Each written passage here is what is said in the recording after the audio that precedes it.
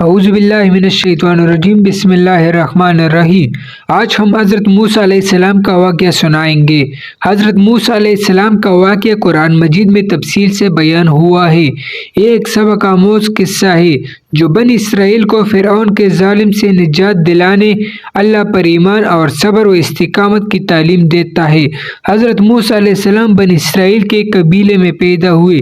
इस वक्त मिस्र पर ज़ालिम बादशाह फ़िरऔन की हुकूमत थी जो बनी इसराइल के लड़कों को कत्ल करवाया देता था। आपकी वालिदा ने हुक्म खावंदी के तख्त आपको एक संदूक में रख कर दरिया नील में बहा दिया। अल्लाह के हुक्म से फ़िरऔन के महल में आपको मालिका ने पाल लिया।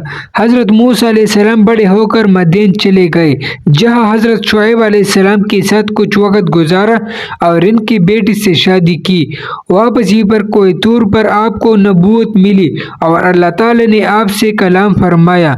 आपको लाठी और रोशन हाथ जैसे मोजिज़े अता किए गए। अल्लाह के हुक्म से हज़रत मूसा अलैहिस्सलाम अपने भाई हज़रत हारून अलैहिस्सलाम के साथ फ़िरऔन के दरबार में गए और इसे अल्लाह की इबादत की दावत दी।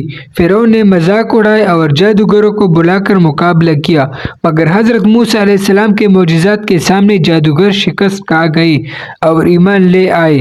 फ़िरऔन ने मूसा अलैहिस्सलाम और बनी इसराइल पर जुल्म जारी रखा। अल्लाह के हुक्म से हज़रत मूसा अलैहिस्सलाम बनी इसराइल को लेकर मिस्र से निकले।